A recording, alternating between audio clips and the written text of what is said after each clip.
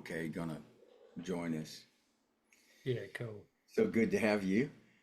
Yeah, good to be here. Yeah. Haven't seen you for a couple of weeks. Really? Okay. Yeah.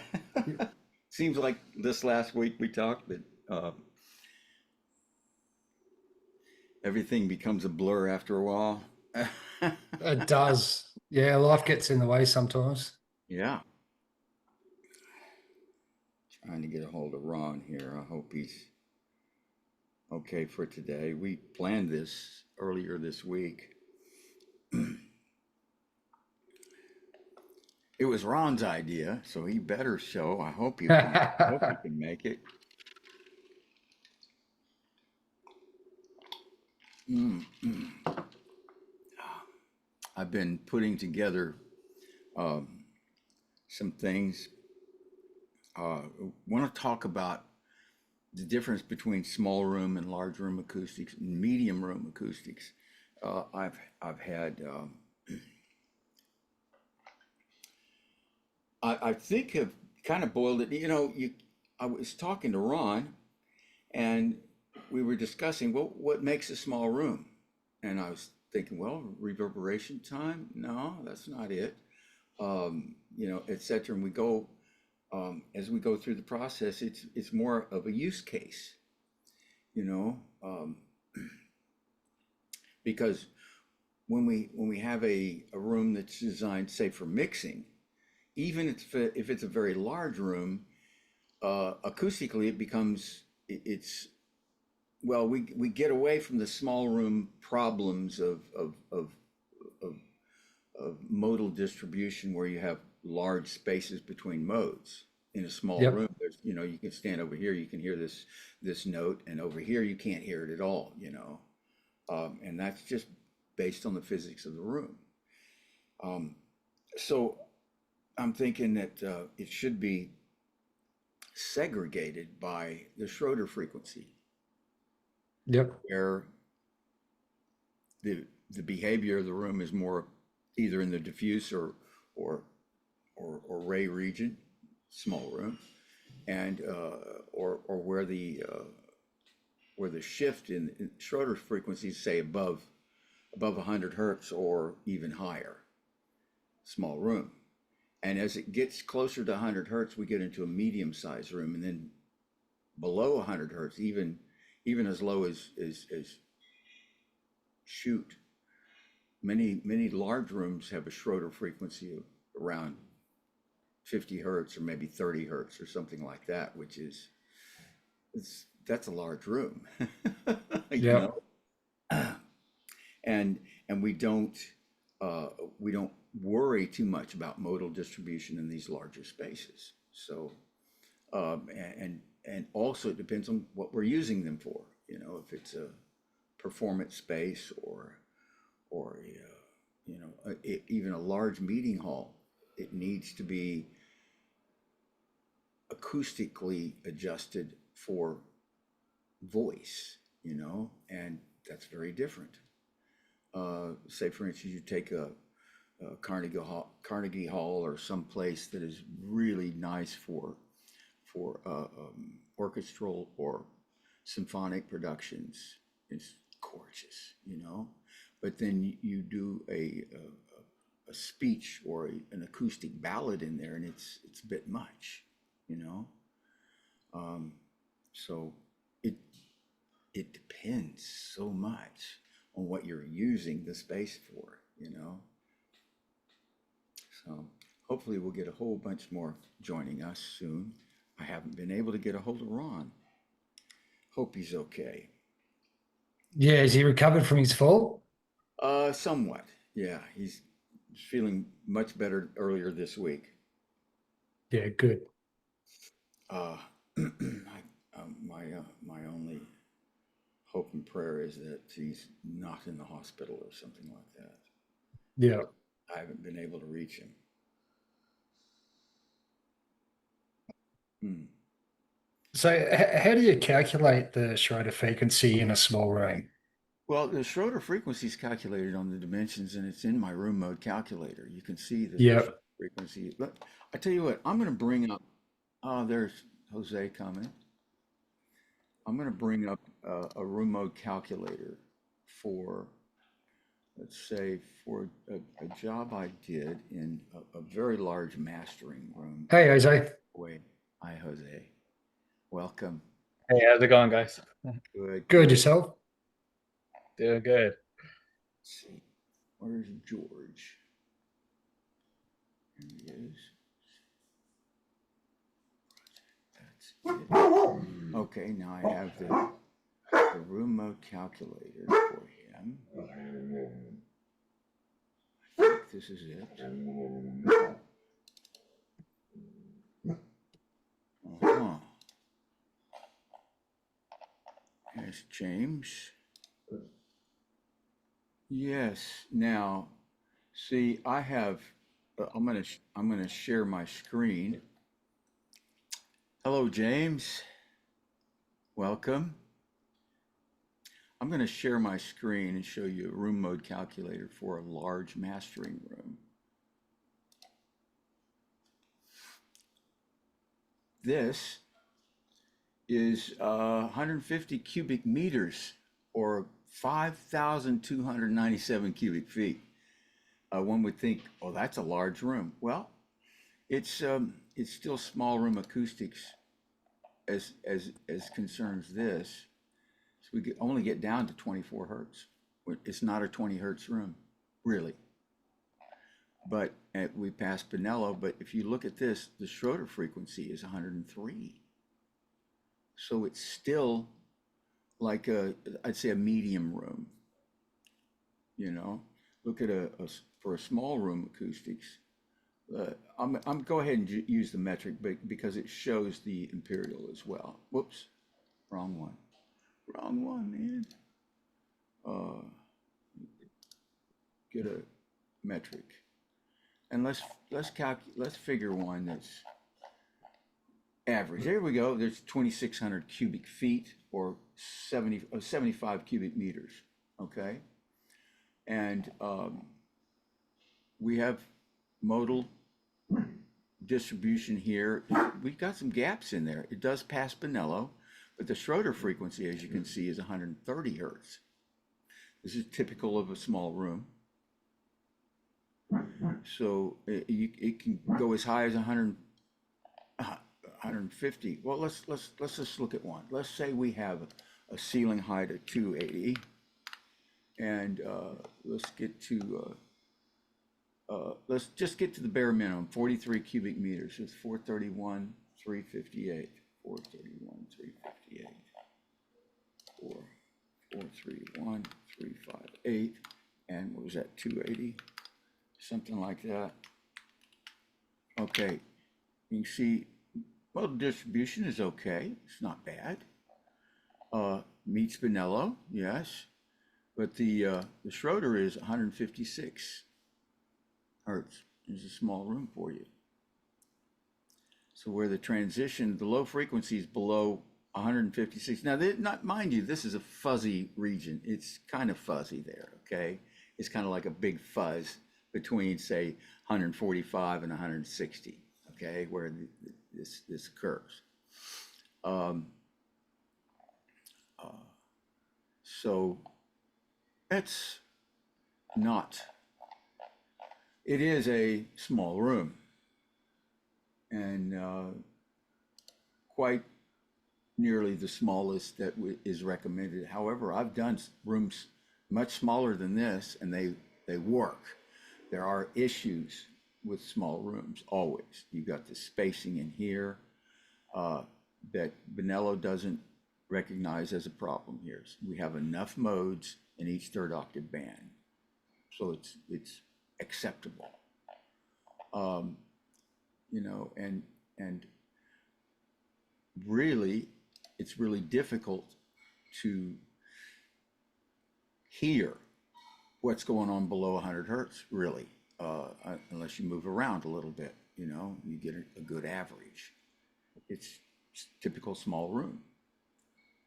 So, but use case will determine, you know, how this is done. Now, this calculator is designed for mixing rooms, okay?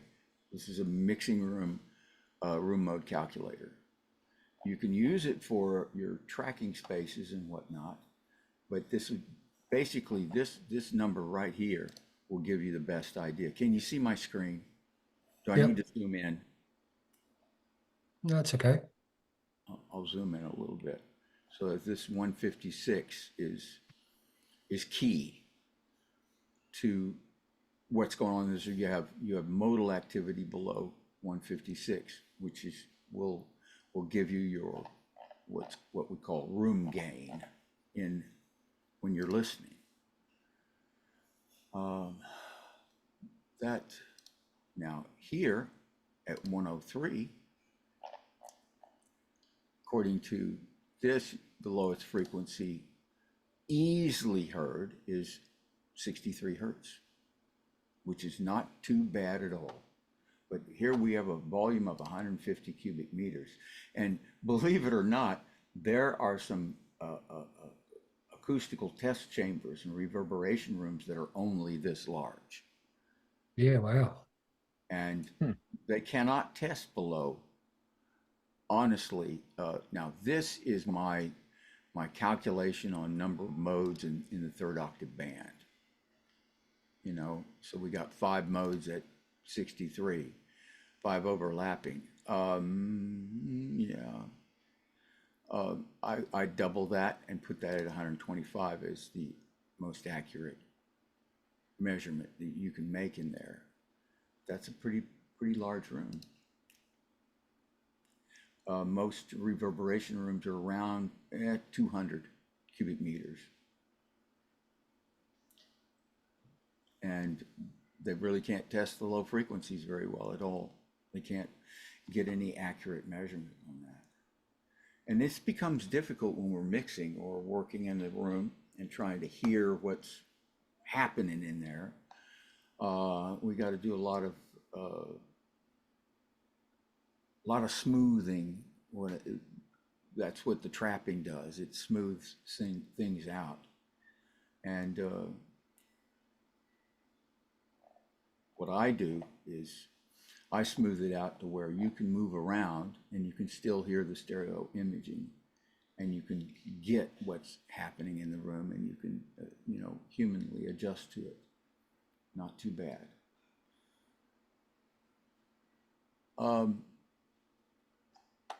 Your comments, guys.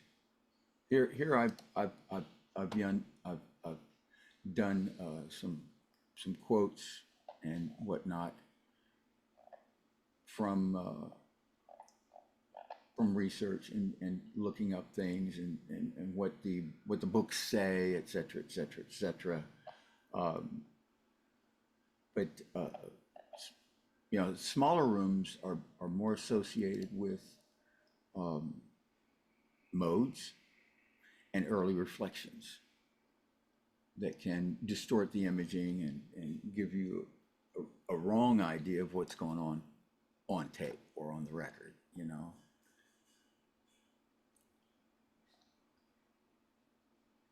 Could you talk a little bit more about the Schroeder frequency? The Just Schroeder, okay, yeah, really what it is. you know what it is, right? You understand? Not fully, no. It is the region in the sound spectrum where how the sound energy behaves in the room, where you have a modal region where it's dominated by the resonances of the space. And at the Schroeder frequency, that's where it goes off into a diffusive region. And then there's a diffusive region. Let's look at that chart again. Let me share it. Sorry.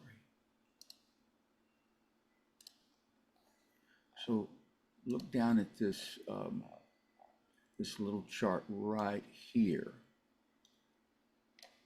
Okay, so we have the wave region in this room begins at 24 hertz and ends at about 103, and it's all modes below that. It's all modal resonances, and then from 103 to about 413 hertz is a transition or diffusive region where it's mixed rays and wave partials and it's diffusive basically. It's a diffusive region, this is good. And then from 413 to 20K, it's a ray region where it acts more like laser beams. If you think of it that way. Yeah, Or that makes sense. you know, and it follows the Snell's law in the ray region. So something like Ron's old lab would have that Schroeder frequency would have been really low. Is that Yes. correct? Let me do this. I got a calculation for my for the. Let's see. Let me find it here.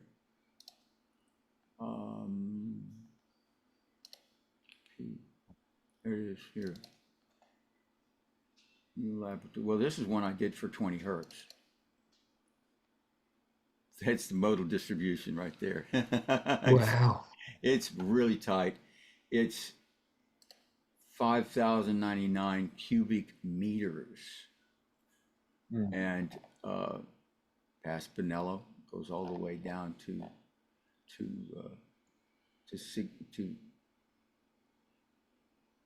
my goodness, 9.8 hertz. The first axial mode is 8.1 cycles. And so we have, at 20 hertz, we have 5 overlapping modes. Okay, So that makes sense. this is larger than Ron's lab. I'm actually going to, what I'm going to do is rebuild Ron's lab, which is good to 25 hertz. We can get 20 hertz, but we list it down to 20, and the Schroeder frequency is 31 hertz. So Gotcha. 31 hertz, that's where the wave or the modal activity dominates. Below that. So it's a pretty good one. I do believe I have Ron's original lab here somewhere. Did I? What's this?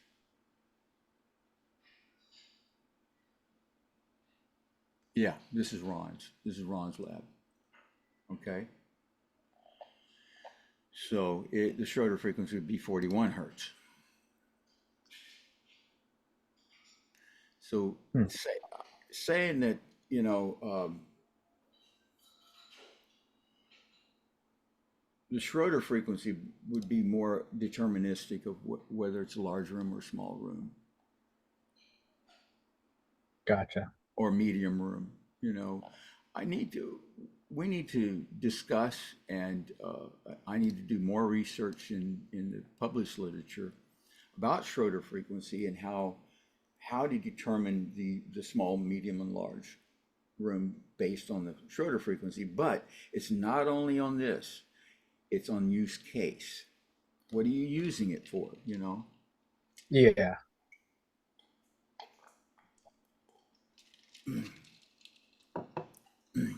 What's a critical? So like when it comes, oh, sorry.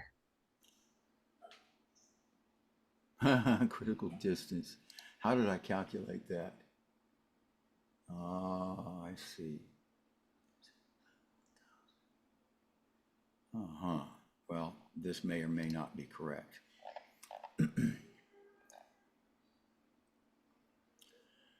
I would think that the critical distance in this reverberation room would be about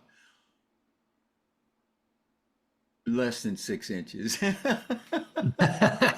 couldn't understand somebody standing in front of you trying to talk to you. You wouldn't be able to hear them due to the reverberation that the voice is causing in the room.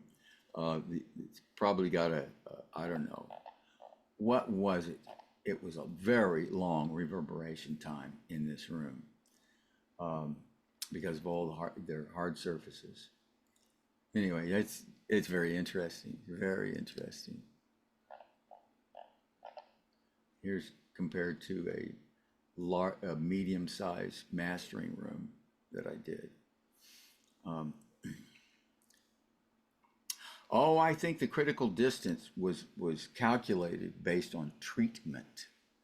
That's what it was. Yeah. So yeah, never mind that.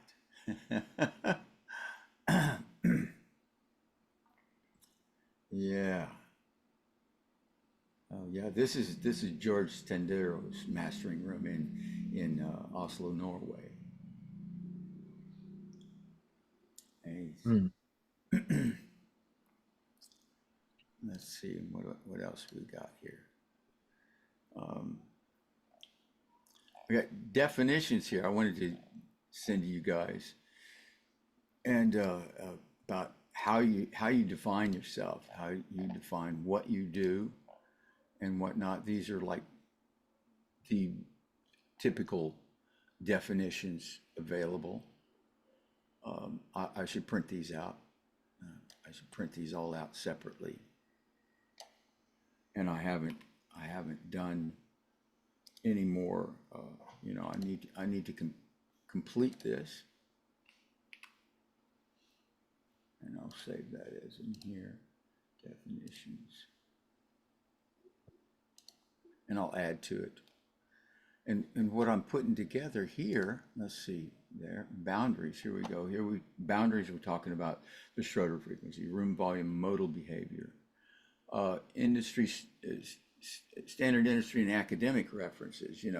We talk about the ratios of small rooms for larger spaces, which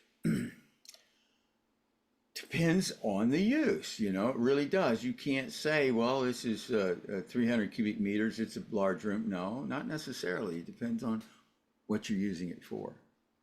So you're going to treat it, and then we're going to use Eyring's formula for a heavily treated room, et cetera, et cetera. Yeah, see, up to 300 cubic meters, a small room, and transitional volumes were blah, blah, blah, above 300 cubic. I don't know. Perhaps, maybe not, It's a fuzzy area because use case, I think, comes into question. And reverberation time, we talk about, will determine the RT needed for speech clarity, definition, strength, early lateral energy fraction, background noise level, which is, this is very important right here in really any room. You need appropriate soundproofing if you're doing anything critical in that room. And then there's early decay time. Now, early decay time is what we use mostly in determining the quote unquote RT, but it's EDT really, because we have heavily treated rooms in our control rooms and even in some tracking spaces. Depends on the use case again, If you're creating a drum room and it's only for drums, then that's a whole different animal. I personally like rooms for tracking that are large enough to house the entire band and to have fall off between the instruments to where you can record them all at once and capture. You can capture the muse as they enter the room, and that magic, the magic energy that happens between musicians when they have the ensemble, when just everything's just meshing, and then the magic happens and you have to make sure the red light's on. That's your job as an engineer. But yeah, this is why I call it decay in small rooms, because they're usually heavily trapped, and we have a low mean free path, and therefore low mean free time. Mean tree time is short. And questions, please. Would you look at that EDT over a T20 and T30? T20 is I was reading an article in JASA. I should have dug it out for this meeting. Let's see, which one? Which one was it? I think it was one of the most recent ones where they discussed RT. And man, I'd have it'll be a minute before I can find it. But where they discuss reverberation time and how we perceive it, how humans perceive it, psychoacoustics. And the consensus was that an RT, the T20 is the closest to what we hear in a room, because like, about what is the Haas, was it the Haas threshold? Yeah, we don't hear that well. Reflections lower than say 20 dB down or so, 30 dB, and they pretty much disappear from our perception. They're there, but and they can affect us, but not so much our decision making. Let's see, what is this? Man, I'm gonna have to look in the index to see if it's here.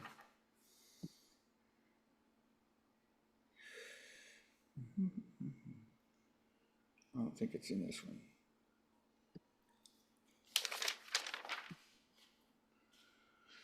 Oh boy.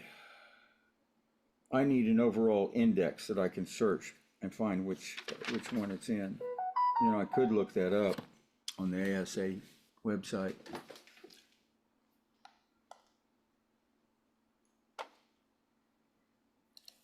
Let me do this. JASA.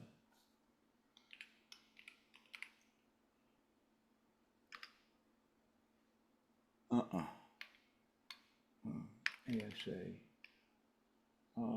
Just pubs. There it is.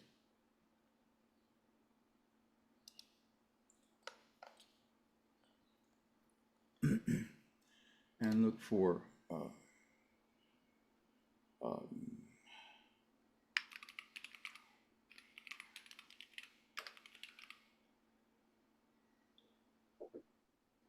was it done? Let me see if it pops.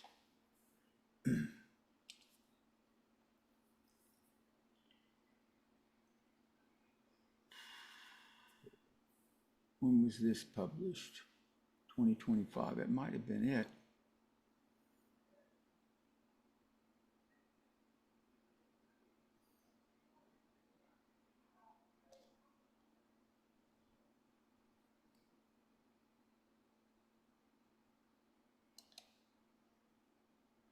Let's see what it says. See if this is the one. But they concluded that the T20 is closest to perceived. Let me do this. Let me just right click, open, link in new tab.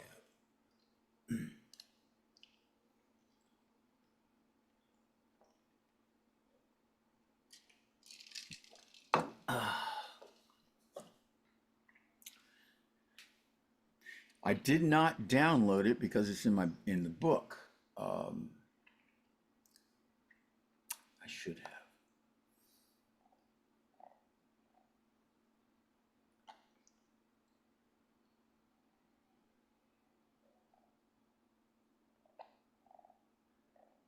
This is not it. That's not it.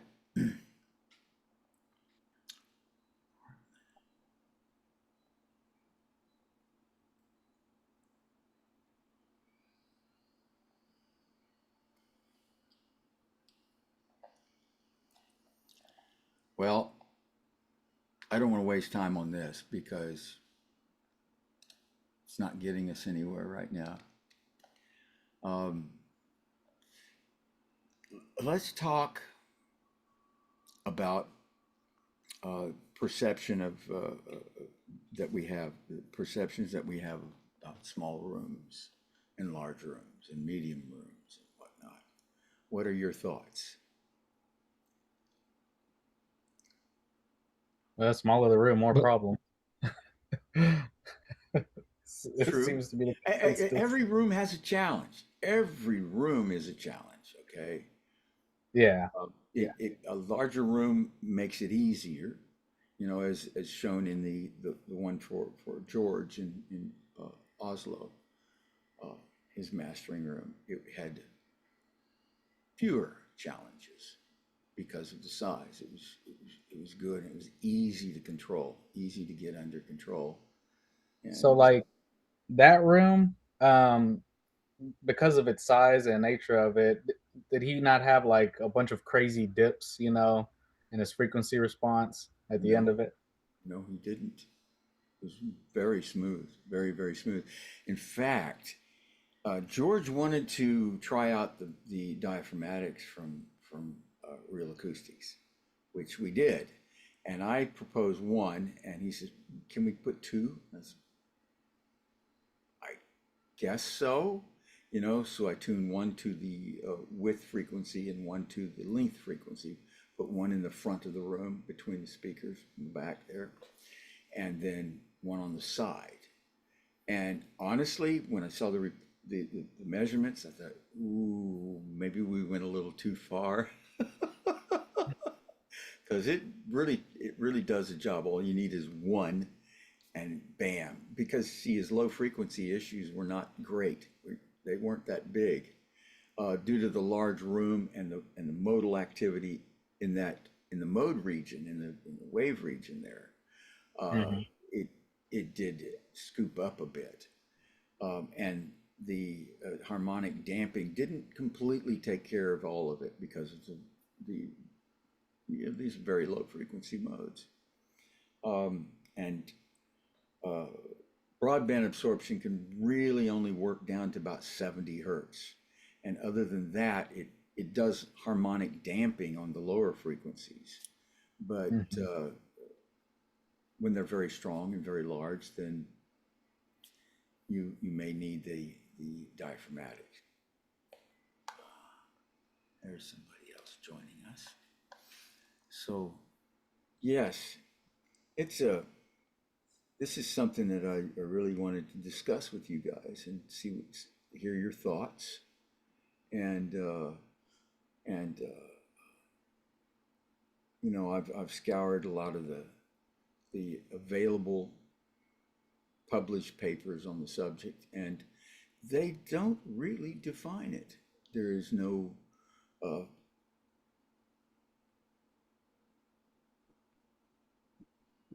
quantitative definition for small room versus medium room versus large room. And that's why I say that use case and the Schroeder frequency play a larger part in determining what one would call the room, you know.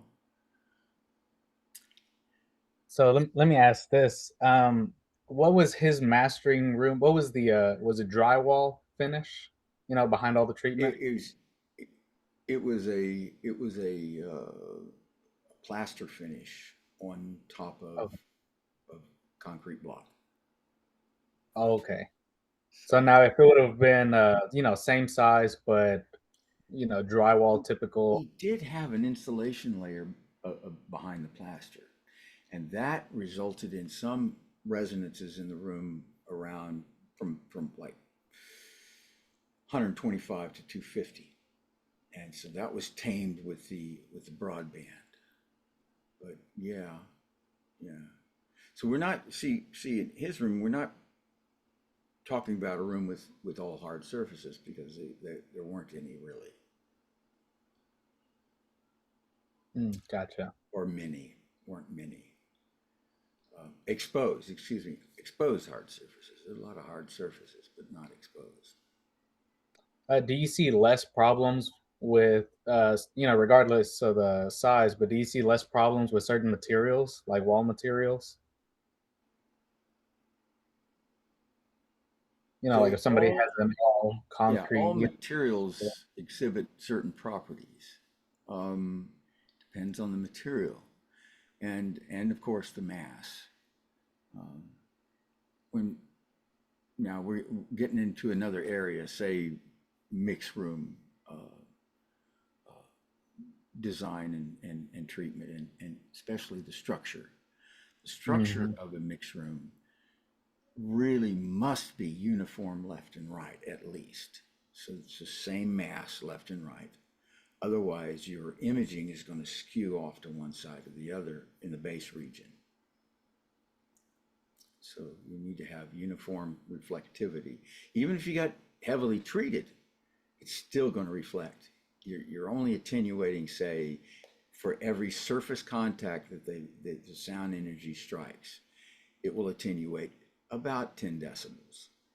But it's going to hit that wall and it's going to bounce back. So yeah, it will skew your image if one side is thin and resilient and it just and the sound and the bass goes through it, and the other one reflects very nicely in the bass region. So it needs to be uniform. and that doesn't matter the room size, right? That's just That doesn't matter. No, room size doesn't matter there. gotcha. In a concert hall, you need to have a uniform structure to where you have good cross correlation. Cross correlation is very important in a large room acoustics where you have an audience and it adds to the perception of performance and the focus. Oh, there's Ron. Hang on just a minute. Just a minute. Hey, Ron. Yes, sir. How you doing, man? I've had better days, put it that way. Oh, I'm sorry. For some reason, I kept thinking it was 7 o'clock, not 6 o'clock. what time is it now? It's 6:37 right now. Ah, they switched your clocks on you, man. Well, yeah, but 2 weeks ago. Ah. So I'm so used to 7 o'clock being the time that I just never thought twice about it. Oh. It said 6 o'clock. So I missed it already. No, you don't. We're in it. We're in it. Join us. We need you, man. We really need you. Okay. I'm gonna find the link and see. It's the one above all my yak.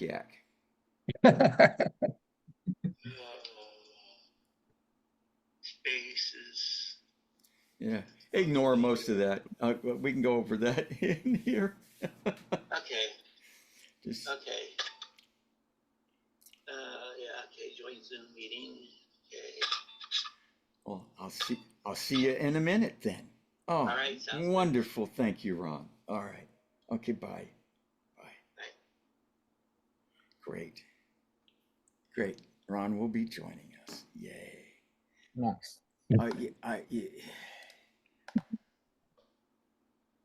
Ron keeps me on my toes. He really does. Did you read my post about assumptions? I made a comment on one of my group posts about what are you assuming here? Ron, there you are. Hey, buddy. Hey, Ron. I'm sorry about that. It sounds like I gotta get used to a different time schedule. Uh, But we were so used to doing it for so long during 7 o'clock, and I kept thinking 7 o'clock, and it's actually 6 o'clock my time. So it's like, okay, not quite what I expected. Uh, sorry. I'm looking at the picture now, realizing I looked like that mirror image on Disney of the mirror talking to the queen in Snow White or something. Floating face. Yes, I'm here. Yes, yes. Mad What can I say? scientists unite. Or at least Wicked Witch, one or the other. Yeah. Uh, so how are you guys all doing? Good, yourself? Doing good. I'm doing better. Today's the first day I've actually had a day when I actually woke up this morning and felt like I was actually myself. Oh, good. And it's been 2 weeks now with between OxyContin. I didn't realize how much OxyContin does to your brain after a while. You just Uh, you slow down and you start to feel like you're walking through molasses. But in any case, I'm getting better. The broken bones are still sore, but everything else is working great. So I understand we're going to be talking today about what kind of where we want to go. I think with the classes. Mm-hmm. Is that right, John? That Okay, you know, this is open to the recording studios and other acoustic spaces group as well. right. And you know, just get questions and input. I'm hoping to get more members to join us. Uh, uh, we'll see.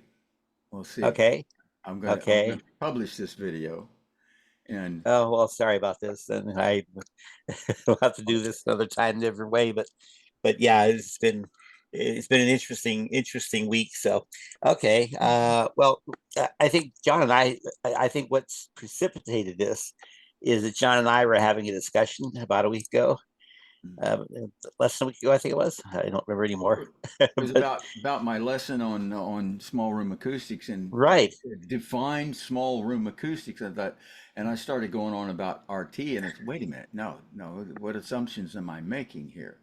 And uh-huh, you know, and as I explained earlier to the guys, I think it will have much more to do with the Schroeder frequency and the use case. What are you using the room for? You know, and I showed them an example of a mastering room I did in Norway. It's almost 5,000 cubic meters. yeah, And I think you're right. I think we have to realize that the subject of acoustics is much more complicated than we put when we say small room and large room. yes, There's too many overlapping areas, and that's one of the things I'm worried about is that we don't oversimplify what we're doing. yeah, Oh, there's Hamza. Look at that. yes. He's even later than I am. Look at that. Okay.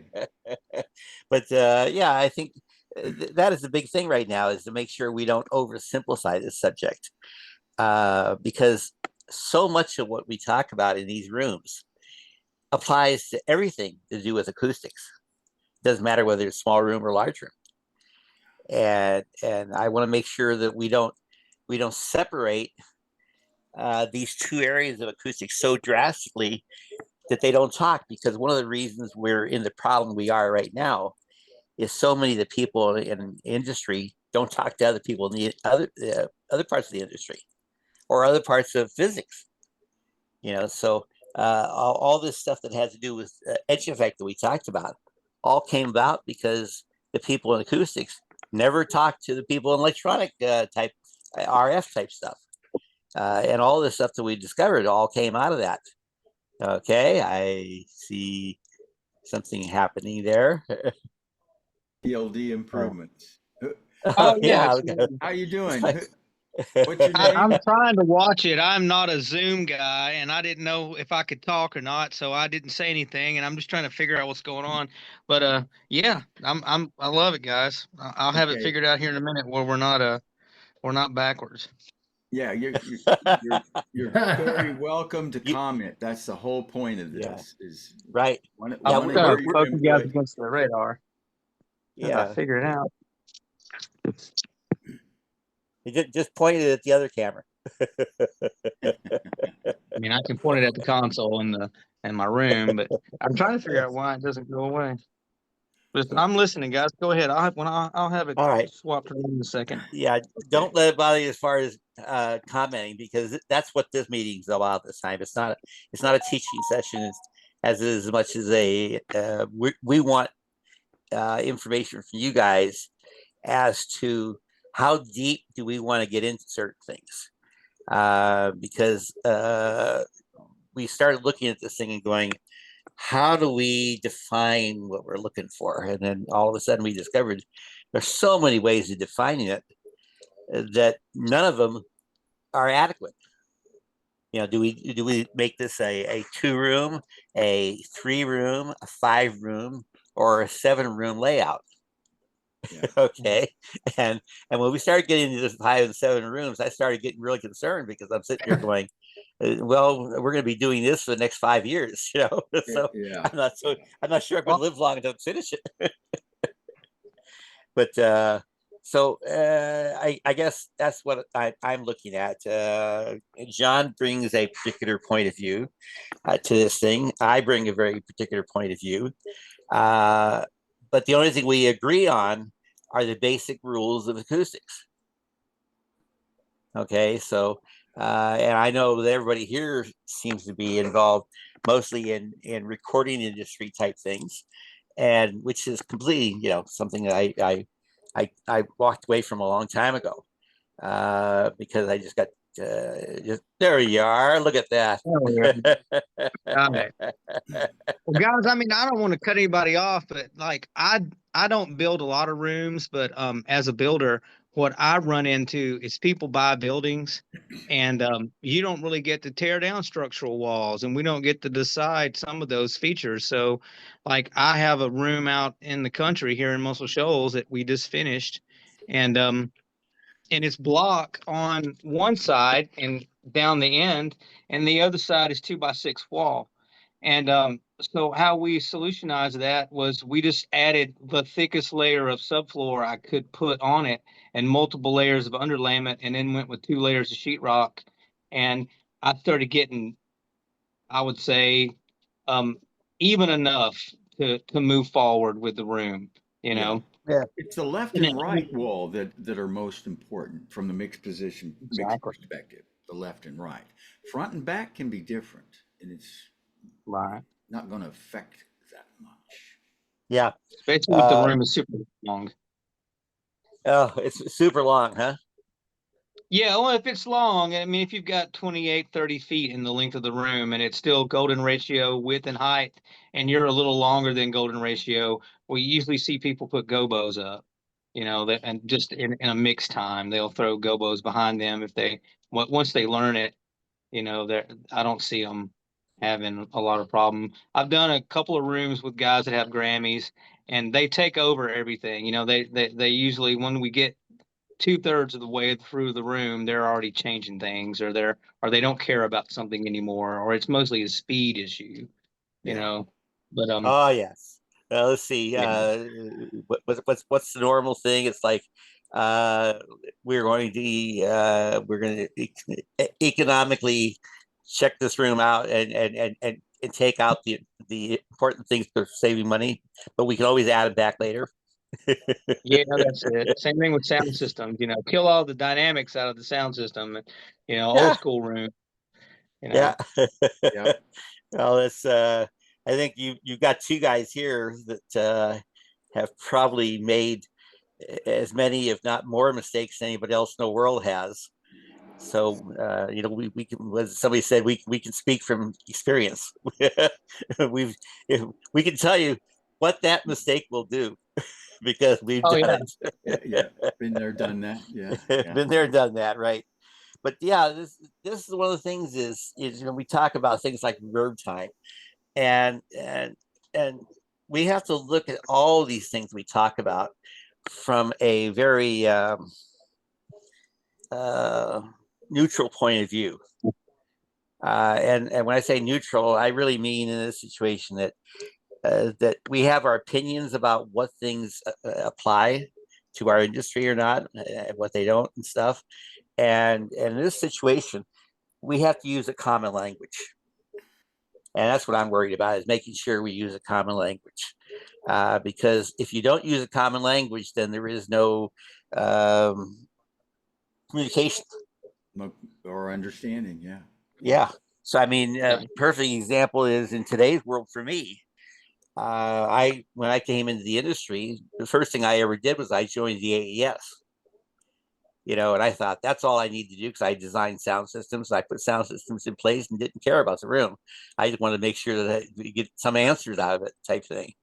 But as time goes on, my background as electronics engineer took over, and instead of the physics. And what I realized after a while was, at some point, the room determines what your success rate is. You know, and you could be the best designer in the world for sound systems, the best designer in the world for electronics, and make sure everything's clean and you don't have any ground problems or anything else like this. But eventually, the room will sit there and say you succeeded or didn't. And that's And why. that, I'm yeah, sorry, Ron. That's why I'm adamant about making the basic shell of the room work modally and pass Benello, and yeah, then you're off to a good start. It's what I call right. the foundation. And see, what I would probably do in by the way, I didn't get your name at TLD. Say again. We didn't catch your name, or I didn't catch your name. Oh, it's Troy. Hi, Troy. Yeah, Okay. TLD is Troy Lynn Daniel Improvements, and I started that company a decade or so ago, and and we decided to leave the brand the same and move through it. We do other stuff besides studios, but I like to stick on the studio as much as possible. Yeah, we've Well, had it's some discussions, Troy. I didn't Yeah, recognize you. yeah. I've enjoyed a lot of discussions with you, John. We've had 3 or 4. When you started, I had that church out in the country like about 4 years ago when you first got the idea of you were going to write that book, and then Yeah. you were wanting to Zoom with everybody. And that's when we learned about strata transfer and ambient transfer. I knew about the two being a civil engineering background, but I never really looked into because the railroad track was pretty close to the church, and you could just barely tell when the train went by, but we couldn't Ooh, measure it with a microphone. So, gotcha. yeah. Yeah. Well, it's good to see you and meet you and stuff. I'm Ron Sorrow, and I think you've heard about me, if nothing else, from me before. But Yes, sir. so my background is a little bit different in the fact that I have been designing rooms for a long time, but my real background is actually having been a musician in these studios. I play B3 and I play Cordavox, and probably I don't know if John's ever said or nothing, but I had a million seller back in 1963. You know, it's one of those old things called a little 45 that has a big hole in the center of it. Yeah, so but yeah, so you know, I still have my original 45, the very first one that was ever pressed. It's You're still in a you're little you're sleeve. from the same time as my old friend Gary S. Paxton, who passed away not too Yeah, long. yeah, it's Yeah. Alley Oop yeah, and Monster Mash and yeah, a and bunch it of show those. you. Let's see, I think they recorded down in Muscle Shoals area too. Gary and the Playboys. Yeah, yeah, yeah, Mhm. I Okay, well, wonder how much money Monster Mash makes on Spotify. I mean, just think about this time frame, just in the last 5 years. Those old classic songs they're just so staple, and that's another thing about where we are. There's a few staple rooms around, and they're not correct. These guys been making oh hits yeah, in these rooms, and they have plenty of flaws in them. They just well, like John said, they work through them. It's the yeah, musicianship, I guess. it's the uh, people that make the hits.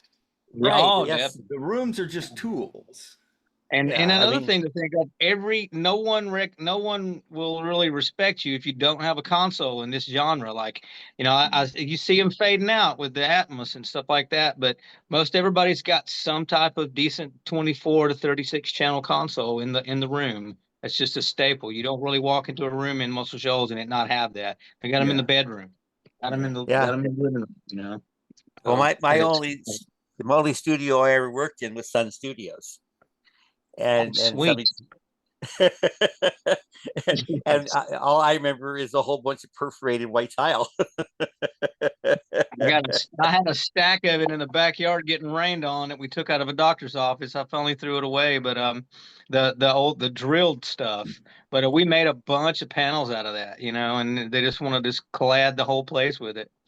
Well, what's And then, interesting is a friend of mine who owns he's one of the owners of Acoustics First.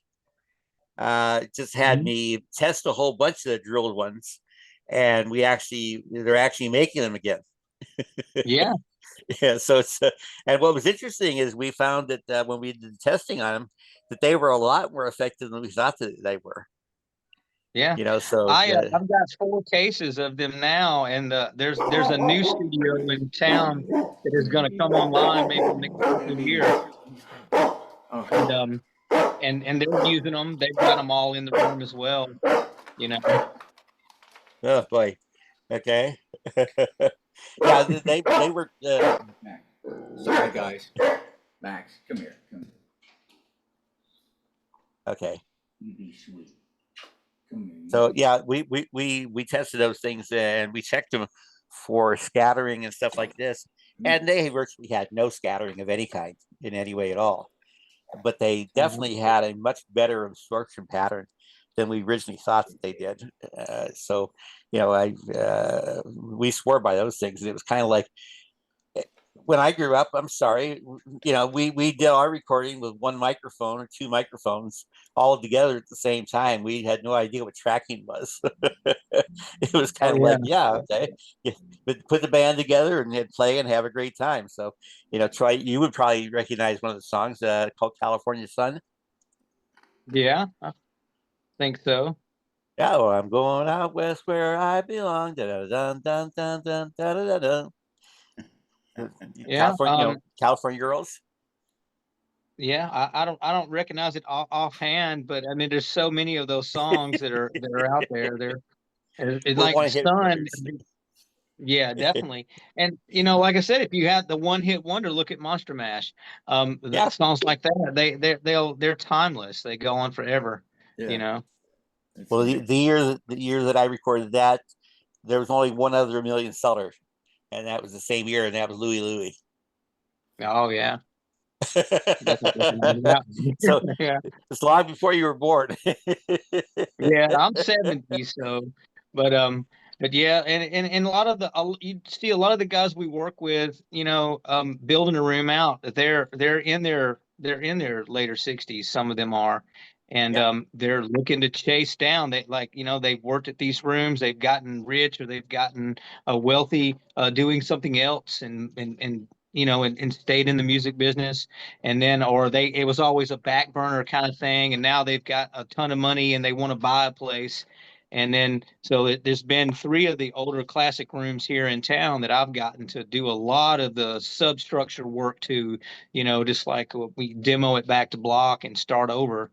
What do we do when there's 73 holes in the building, and it's been getting water in it for 20 years. We got to stop that. Yeah. It's time to get the backhoe out. Yeah. I was going to say, we talk about this all the time, that sometimes the best cure for a room is a D9 bulldozer. Yeah. Yeah.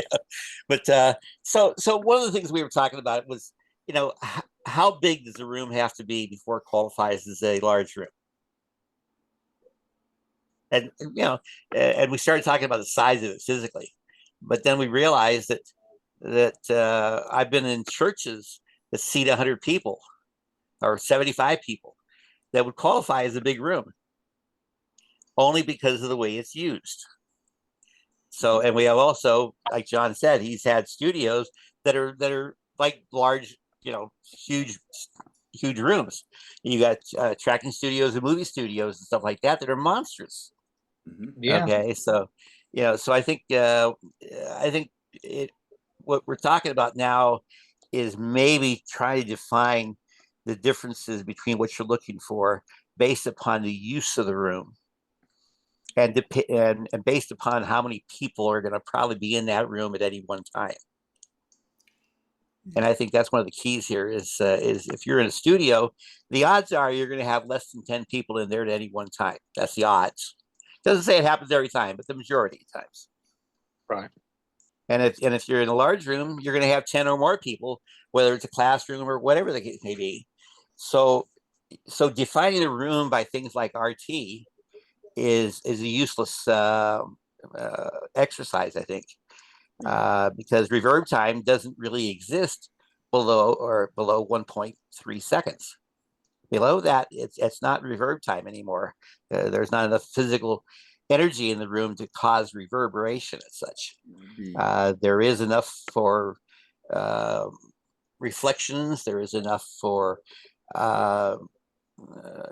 mostly reflection type stuff, energy or modal energy. Or energy decay time. The decay. Yeah, Well, decay what time. about lower Decay frequency? time rather than That would be the same thing. Same situation. I think you're talking about decay time is what you're really talking about. And that's just another name for reverb time, by the way. Yeah. Okay. So, but I think we need to start using these terms that fit physics very, very well. And one of them is decay time. How long does it take for the energy to decay in a room? Okay. Reverb time is named that for a particular reason. And that was because it was defined by Saban. And he said that, you can't really measure the absorption of a room without a sufficient amount of time that you could read on a stopwatch. And we're talking about time periods in these rooms like we're talking about in these studios that's definitely less than a stopwatch type thing. So if you press something and you go click, by the time you get ready to do the next click, it's only a couple seconds later, or even less than that. less than a second. Milliseconds. Yeah. Yeah. Mm. And one of the things we tried to do is try to train people to hear milliseconds. I went through this just yesterday with a project I'm working on right now. And it was like trying to explain what you hear. How do you train somebody to hear a chorusing effect? You can describe it, but unless you've ever heard it, you have to be able to perceive it, and the Haas effect comes into play here. We're able to perceive. Our instruments are not that precise. To be honest with you, they're actually horrible. They're horrible. You can measure something in a room, you get all this going on. You say, well, I wasn't hearing that. And it's true, you're not. You're really not. I have to make the comment here that if I depend on my ears for anything, I'm depending on a system of transferring energy that is sufficiently shot and miserable enough where I'm lucky I can hear anything at all. So when I went to the doctor the last time, I think I had 70% hearing loss in each ear. And I'm supposed to be, quote, doing what I do. Well, I think all of you understand exactly the same thing. We listen and we cope. We compensate. Yeah. Mm-hmm. Okay. And the real question becomes, how do you determine what is good sound? What sounds good? Can you describe that? The reason I'm asking this question is because AES right now is going through a really nasty period of time in the standards committees trying to describe how to standardize the quality of sound. I want you guys to think about that for a second. How do you standardize the quality of sound? It's so subjective. That's my point. It is subjective, and what I like, you guys may not like at all. Right. As far as response and levels and everything else. We got some of the best gurus. We got some of the best gurus in our world that are arguing for the standard. And I'm looking at him going, anytime you can objectively describe a subjective function, then we're getting into some really weird stuff here. It'd have to be a listening test with hundreds of people involved and to get an average, you know. Yeah, I'm not even sure you can And do still, that, John. I don't know if you could. I don't know if you could. You guys know a guy named Earl Geddes? Uh-huh. Yeah, Earl's the one that's pushing for this. Really? Yes. Huh. And I've been around Earl almost all my whole business life. And it's like, where'd that one come from, Earl? But he says, we have to Wonder figure why out they're some way. so hard. I wonder why they're so hard trying to define it like that. I mean, and if they're, it's not going to like definitely affect a style of music or affect a genre or whatever, however you want to say that. So, what is the overall outcome, or what motivates the decision to need to define it so hard? I mean, Because everybody seems to want to have a standard for It's something. I go through these papers and I see things like, I mean, it looks like they just are Max, please. It looks like so many quote unquote researchers are simply pushing to do some papers for unknown reasons, and it's just a lot of A lot stuff. of gobbledygook. A lot of gobbledygook. Gobbledygook, and it's a waste of time for these people. Honestly, Yeah. if they would do some real honest research into things that matter, that I wish they would. Well, and the question becomes, what matters? We're dealing right now. If you guys are all in recording industry, you know AES 75. Mm-hmm. That is a big deal. I serve on the committee, and I got to tell you, I've stopped doing much on the committee only because it has become such a artistic function rather than trying to describe what AES 75 was for, and that was to describe the power handling and distortion capacities and stuff, and it's gotten out of hand. But I don't know. It's as I get older and older, I start discovering people just want to make things more complicated because it just sounds better. They make more money out of it somehow. I spend a lot of my time just studying the history of it. Like I want to, as being in my early 50s, I'm starting to have glasses, and I'm starting to where I can't remember everything all the time, So I try to Just take wait. notes. So I'll learn something, and then I'll forget it, and then a month will go by, and then I'll have it triggered. I'm like, oh crap, that was so and so. So Right. really, like getting to work at Sun, I go in places like that, and I really just soak it in, and I'll just walk around lightly and just clap in the corners and listen to what they were trying to do in those older rooms, because you're around all those older materials, and so chasing something new is great. I like doing that too. I love having new technology, especially with our mixing consoles of these iPad deals. We can do everything. There's no more outboard gear. There's nothing. I got a 2-rack space Allen and Heath SB and an iPad and a backup iPad, and I can run tests and do tons of things with just that $900 investment. And don't have to pay.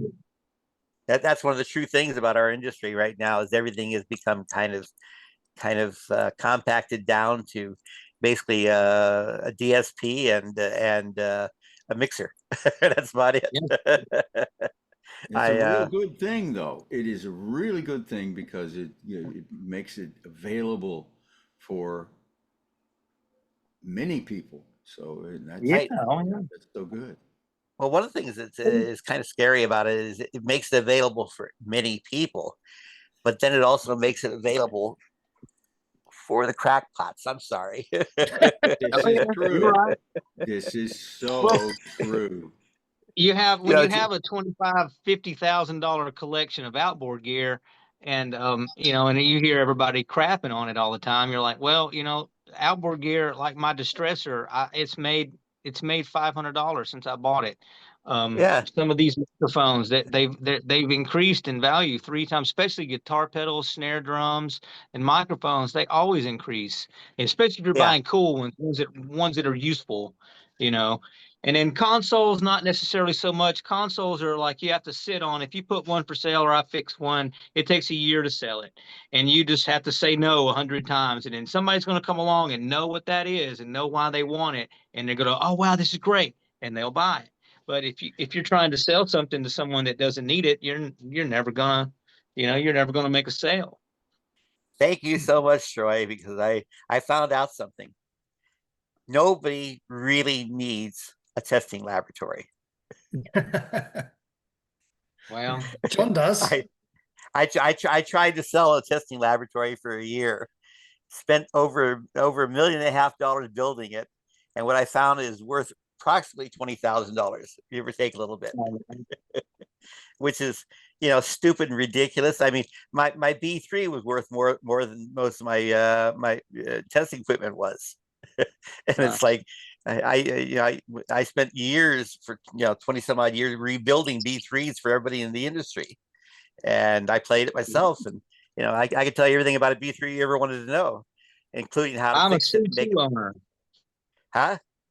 I own a C2. I gutted my C2 upper and lower manuals and redid all the lamp wire and went back and found all the bad traces. And I think there's 1 or 2 drawbars that need a little tweaking on them because you have, if you Little kill the, scratch. um, yeah, well, I don't know. It doesn't, when you slap it in, something's up with them. But it really, for it being a 1952 C2, it is immaculate, in really great condition. And so I didn't have to spend a lot of time on it. No more of that hand cranking the Hammond, the tone wheel. And then I've got a XLR near field output and a guitar input rigged onto it, so I don't have to have a Leslie. But That's too bad. You're missing one of the best parts. I I, I oh, just I have I two just I Leslies. I just gave away a C3 with a 122. Oh no. Yes, in absolutely perfect condition because I couldn't find anybody who wanted to spend $1,000 on it.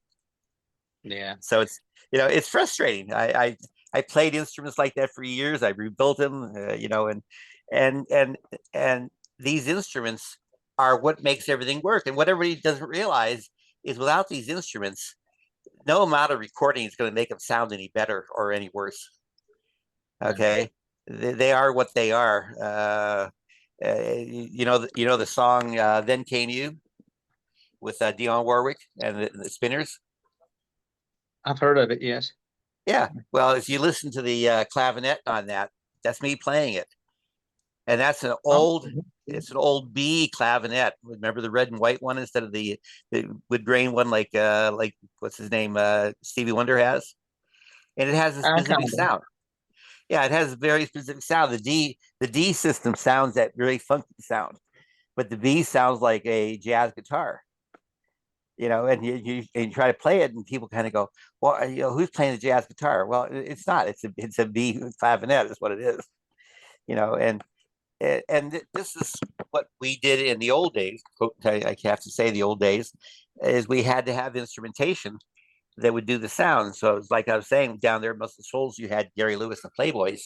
If you listen to this diamond ring, okay, you'll hear like little bells in the back, like a chime type thing, playing notes and stuff, almost like Mhm. instead of xylophones. That's a Cordovox. It's an accordion that looks like it sounds like a Hammond, or it sounds like actually a Lowry organ to be exact. This all goes back to the rules of recording, and that Yes, there are no rules. As you right, get the No. sound you're looking for, however you get it, you right. know. So in this situation, I think one of the keys here is if you go to Sun, you'll find out Sun has kind of its own funky sound to it. You get inside the rooms, the drilled tiles suck up the really super high frequencies and leave the mid frequencies really kind of all there is, and low Right. frequencies kind of are like, oh, okay, they're reasonable, But if you listen to the bands of that time period, that was fine because we didn't have all that much in the way of bass. I'd say 90% of us had either a stand-up string bass, or maybe an organ bass once in a while. But that was really about it. And so No washed up bass. no washed up bass. No, no, no. Yeah, there's a limited frequency response, that is. Yeah. So those rooms were actually almost ideal for those kind of those signs. It was a typical garage band. You know, Yeah. you go into Akron or Cleveland, a place like that, and you open up the garage door and put four guys together in high school, and they all sounded about the same.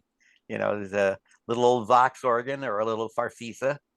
You had a guitar, you had a drummer, and sometimes you had a guy playing stand-up bass. And and people don't realize that when you listen to songs like Louie Louie, that whole thing is based on that sound. You know, it's like, It's yes, all one or two microphones. yeah, that's Yeah, just exactly it. like a 44 or RCA 44 or 77 or a FET or something like that. And they just stick it in the middle and everybody huddles around it.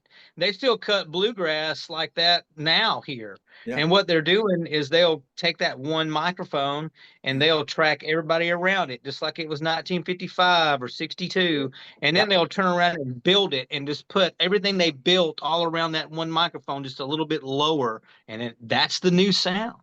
And that's what I'm seeing them do. And of course, anything you can cook up is good as long as it sounds great. But that's what I see them do with all these newer Americana recordings that are being made here. I'm a rock guy, so it's not my genre, but I pay attention to it. You know, I see what their tricks.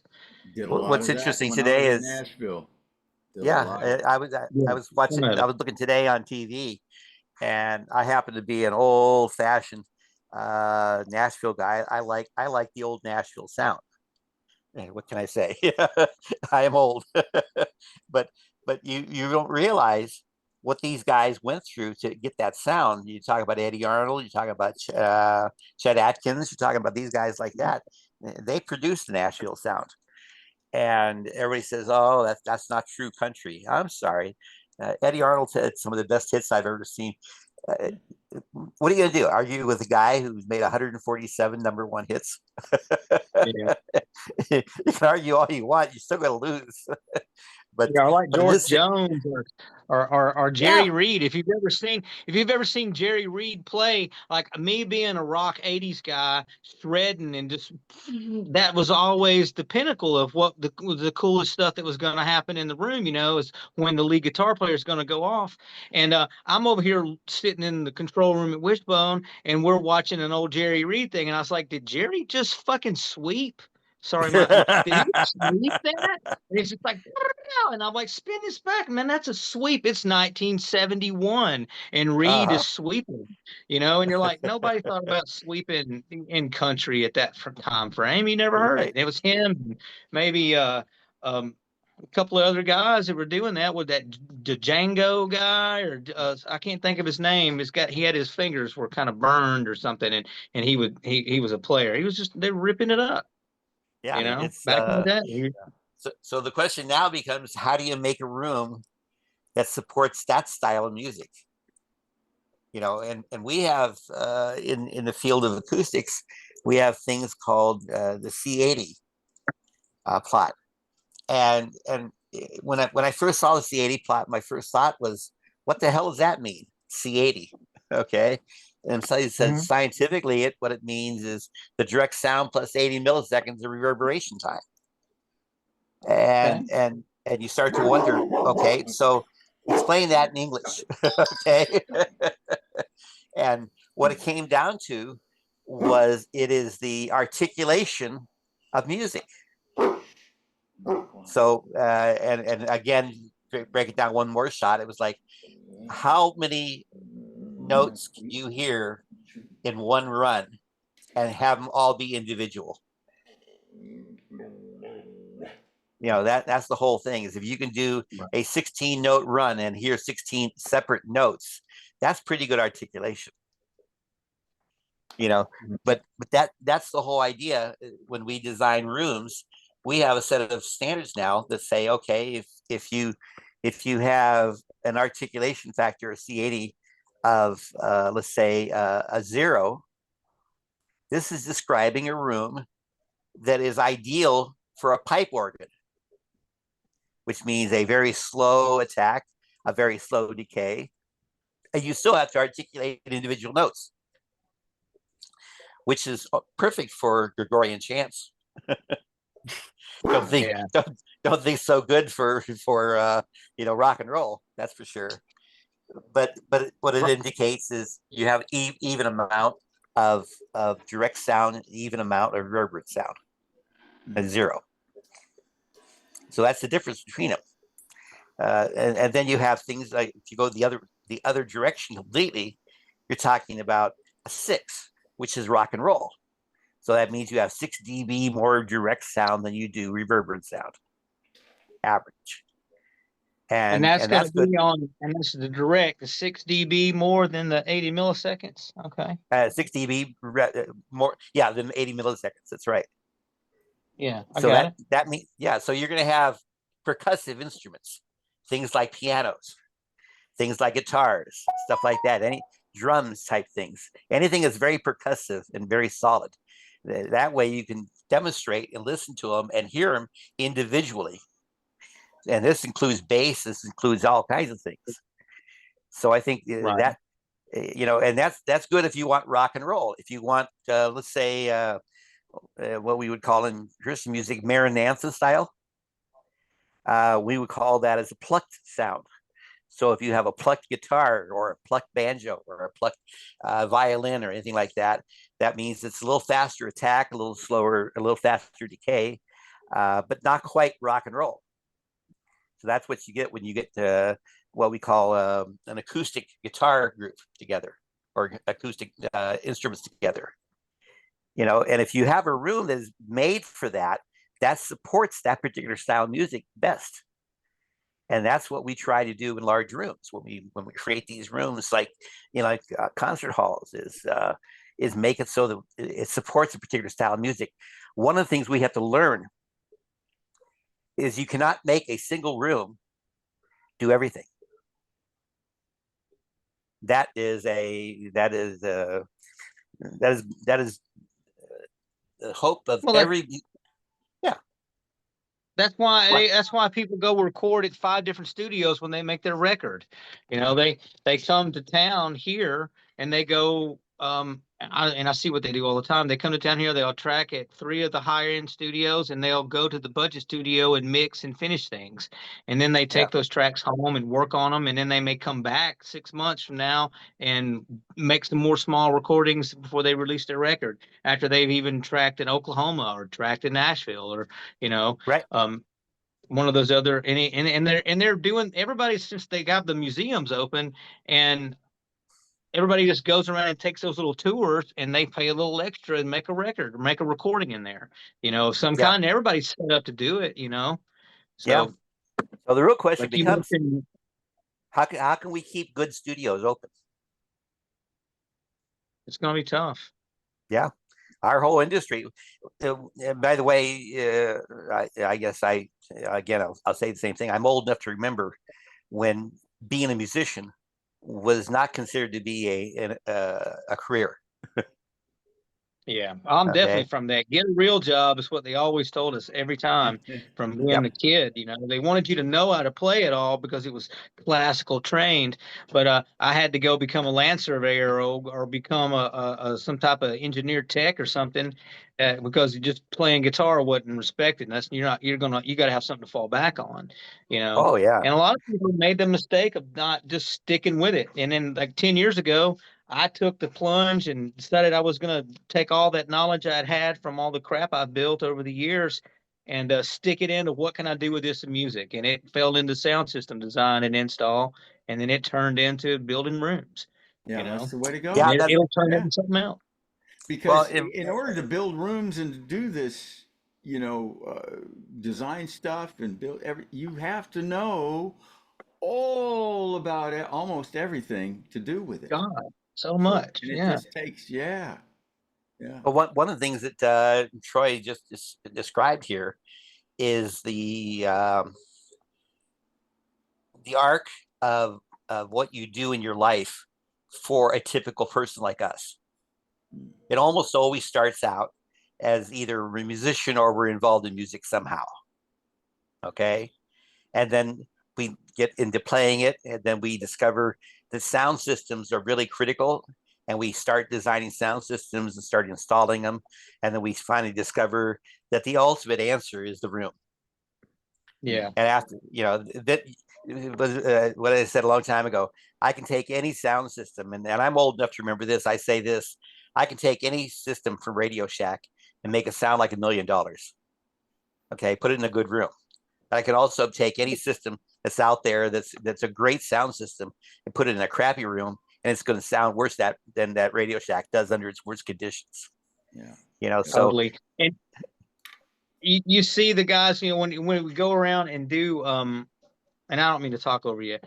We go around and no. do like just room, like they've already got the sound system in the room and they can't figure out it's feedback, everything. You go and find out they've got gain all the way up and they're choking it on the EQs, or they've got the speakers positioned in the wrong place. They're pointing the speaker at the most reflective spots, or they're just not making a good pattern across the crowd with it. And then Right. usually it's 99% it's monitor issues where they've Yes. got the microphone right on top of the monitors and they're Right. EQ'd wrong. And like John says, you can't, like I learned a really great lesson from John one day about EQing. And we had the white EQs on an old Macintosh 2100 amplifier in the Amphion in C room at Wishbone. And Billy comes in the room and just says, "Hey, can we just cut and we kill the EQs?" And goes, "That sounds more natural." And what I had hyped it up a little bit with those EQs, trying to tweak on it and learn it, and we bypassed them. And then John says, "You just can't EQ a room." He said he went all through Nashville turning those things off years ago. And I took that to heart, and we learned that you can tastefully EQ a room, but if you're trying to make a drastic move with an EQ, something else is wrong. Somebody Right? said, well, and I'm going to give you something to think about when you tell your customers. Okay. I used to do a lot of churches, and I still do a lot of churches. I'm working on a couple right now. And you always have the pastor who will come up to you and say, "Well, can't you EQ that?" And it'll be like, Totally. "Well, I need to put this." Well, perfect example down in your area. I did a church down in Huntsville. Okay. And I know you're farther south than that, but Well, I'm from Huntsville. I was born there. okay. Well, this was the Presbyterian church out by the NASA facilities out there, and Okay. we went in there and we had to put a cluster in, and this cluster was roughly around 9 or 10 feet high and about 9 feet wide in order to be heard. It sat about 1,200 people or so, and it was a brand new church, or reasonably built church, and we had to put it up there right in front of the glory window. Now you know what I mean by this. You put something in front of the glory window, they're going to give you all kinds of hassle, especially the women of the church. You're doing it. It's either a center cluster, it's a Meyer or Danley Sound Labs cluster of some kind. Is probably what it sounds like what you're putting in there. It was the maybe Rinkus. something for the community. It was Rinkus. Oh, the Hines. Rinkus signs, yeah. The Yeah. steerable Rinkus signs. Huh? They're steerable. They had a concept for a while. They could steer the audio they were trying to sell us on. And well, they still do that. Yeah, they still do that. This is before that. This is 1990s. Okay. Yeah. We had what they call the co-entrance speakers back then, where they had a single point source type thing, and it made it a full cluster. But in any case, the point was the pastor looked at me and he said, "Ron," he says, "we can't have a speaker up there. It covers up the glory window, and a lot of people spend a lot of money on that, and we don't want to do that. So can you put it over to the side?" And I said, "No, because it won't work." And he says, "Well, can't you EQ it?" And my point was, I wanted to prove to him, or at least make him understand what EQing really meant. And what I told him was this. I said, "Pastor, let's go downstairs. Let's go to the rack." I pulled out an EQ, a nice, beautiful graphic EQ, and I unplugged it and took it out of the rack, put it under my arm, and he and I went upstairs. And I said, "Let's go up to the second floor." We went up to the second floor. I plugged the EQ into the wall, and I said, "Pastor," I says, "Look, I said, if you think that I can EQ all this bad stuff going on and we can make that sound go where you want to make it go and make it sound right, I says, then I want you to have faith in me here a little bit. And that is, I'm going to plug this in. I'm going to open up this window here and you're going to step out on the second floor. And you're going to have to hope that I EQ gravity before you hit the ground.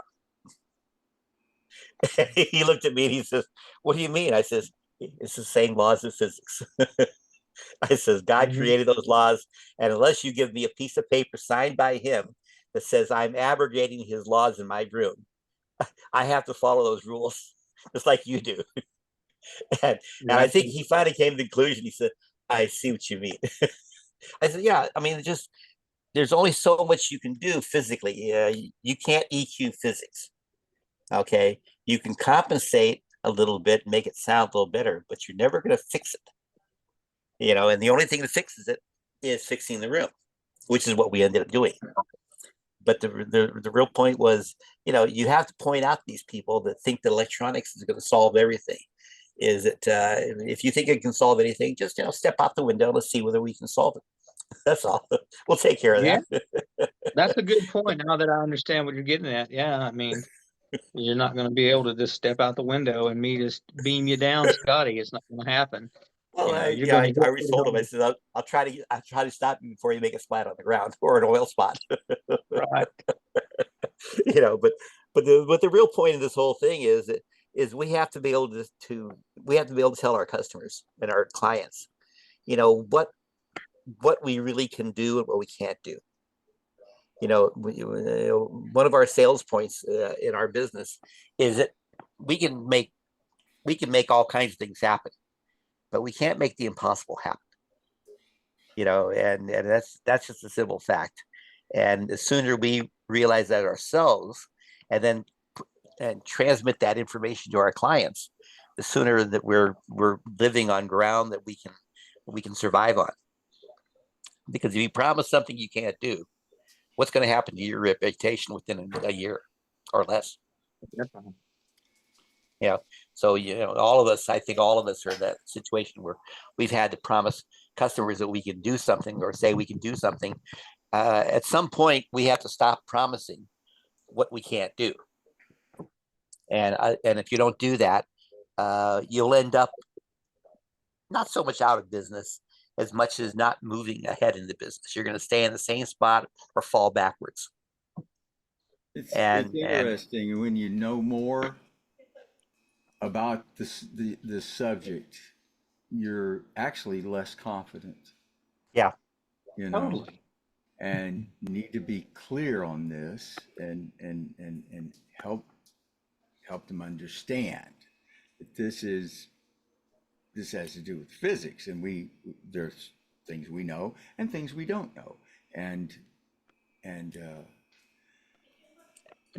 John, not only do we know these things, we may or may not know those things, but at the same time, we may not know how to change those things. Exactly.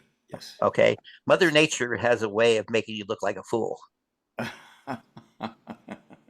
Definitely. It's every day.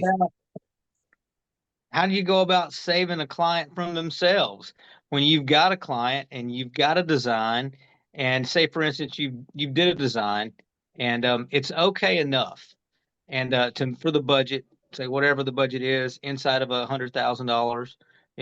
If you don't have that, you're really wasting your time if you're going to try to do anything serious, besides just sticking some panels up. And then so you got this done, and then they keep coming up with ideas that don't work, and they just get bit. Some of them get bent on them, or they start studying and joining John's group themselves. And when you throw a picture up, of the room, and then they chime in and go, "Yeah, this is super easy," and like they didn't even they didn't pick a calculator up, or they chime in and they go, my favorite thing nowadays is, what kind of room calculator are you using? And I just say Texas Instruments. I say Texas Instruments or Hewlett Packard. And they go, what? Where do you get that at? I said, it's right in my pocket, and I pull it out. And that has worked. You'd be surprised that has worked like 3 times. So Troy, Texas Instruments. I'm going to give you something else to add to that then, okay? there's three ways of designing a room. There's the guy that walks in and says, I think if you put a speaker right up there and a speaker right up there, it'll work. Okay, that's the first way. That's known as a WAG, a wild ass guess. Yes. Okay. Then you have a young man who has gone to his first class on acoustics, or has gone to some class and seen on YouTube how to design systems. And he will say, well, I think if you put a speaker up there and a speaker up there, that should work. And we can always check that out. That's called an educated wild ass guess. Okay. Mhm. And then you have the people out there that are in a band and they play music and they know how to put up a sound system because they do it every day. And that means you put a big speaker over here and a big speaker over here, and you add 100 watts per ass. Okay. So is that the 100-watt wild ass guess? No, I wish it were, but it's not. It's I'm sorry. I have to leave it at that point because I forgot what I had to say on that one. But the final one always comes up with the guy who understands what's going on, and it's understanding science. Okay, and when you find out that this guy knows what he's doing, you're going to find out that by the time he designs it for you, he may cost more initially. Okay. But in the long run, you will save a whole bunch of money because you only have to spend it one time. Right. Yeah. Yeah. And that's the key. I mean, You told me. yeah. You have to take time with your clients and educate them really. Yeah. So you ask the Time, question for you. What do you say to a money. customer like that? Okay. There's a simple thing you do. And at some point, you have to become confident yourself and confident in what you can do. And what you do in that circumstance is you tell the customer, this will not work.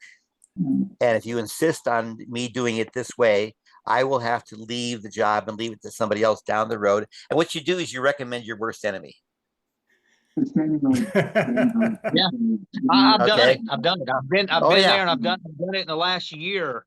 When in the last year or so, I don't want to really elaborate on which project, but Right. it's just when you own a classic console that mixed like 25 awesome movies, and it gets brought into town, and everybody's like ooh and ahhing about it, and then they're stuck in an area that they have to follow code. And they have to pass inspection, but they constantly want to use non-licensed, non-insured individuals to speed the project on. They don't realize they put someone that is legitimate in a situation where you're exposed to being convicted of a $5,000 fine because Right. of when you have to walk away from those jobs. You have to go, guys, I love you. And here's the rest of my ideas, the design. You can pay me for it, and y'all can build what you want. And Right. that's what we use. That's what we do in those situations, Yeah. Well, I always tell them, I says, look, I says, here's the guy I recommend you do this. You let him do it. And you say, when or if it doesn't work for you, give me a call. I'll be here. Yeah. Okay. And I'll be happy to fix it for you. But you have to have enough confidence to walk away from those jobs and I'd be willing to give up the money. I mean, if you're willing to make money just because you're making money, then I'm sorry, you deserve what you get. That's the way it is. Yeah. Never go for the money. Go for the job, the thing that you're doing. Do it. And I think that's the only answer there is. You have to be willing to give up the money for the what's the word I'm trying to think of? The credibility. Yeah. Your credibility and your Your ethics and Reputation. honor. It's Yeah, ethical. your It's like integrity. in the land surveying business, I can't pull the iron pin up and scoot it over a foot and put it closer to the fence line because you want it there.